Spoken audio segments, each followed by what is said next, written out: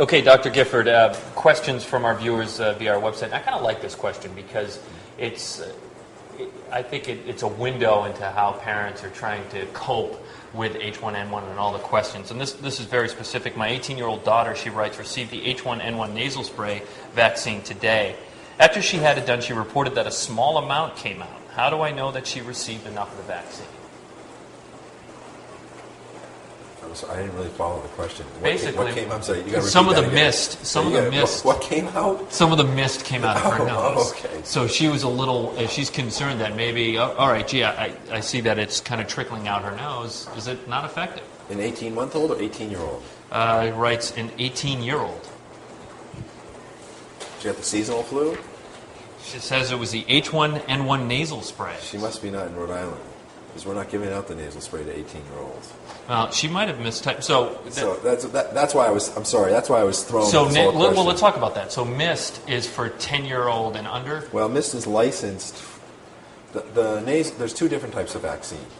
There's the nasal spray, which is FDA licensed for 2-year-olds up to age 49 who don't have any underlying illness. We're using it right now for 2-year-olds to 5 or 6 preschool kids. Because we don't have anything else to give that group. And we're using the injections in the school.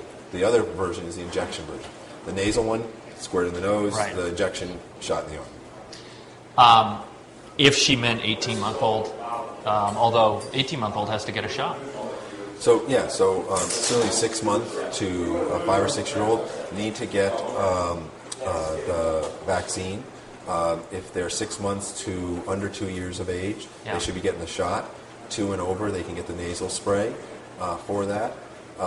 Certainly, when you inject the nasal spray in there, some stuff is going to come out. That's still good. It should work pretty well. Great. Okay. If they miss the nose altogether, that's a problem. That's a different one. Okay. It says, I'm a 58-year-old male. I would like to know how long it will be until people of my age are able to receive the vaccine. Boy, how often are you getting this question? When I can get the vaccine. I'm not quite 58, but for people who are elderly, over 50, or adults that don't have any chronic condition, we are hoping that there'll be enough sometime in January or February.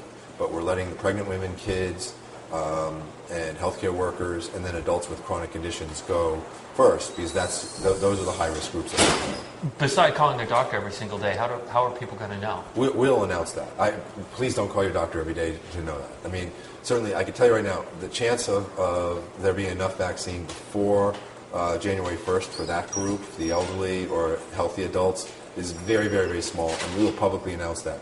So it'll be after January 1st at the earliest, given the projections. Now, if projections change, we will let people know. But if you call your doctor, you're going to flood the phone lines, and then parents of kids who are really sick, who need to get through, aren't going to be able to get through. And so we don't want that to happen. Another question from a viewer: should children with asthma receive any kind of flu shot, or should they avoid them completely?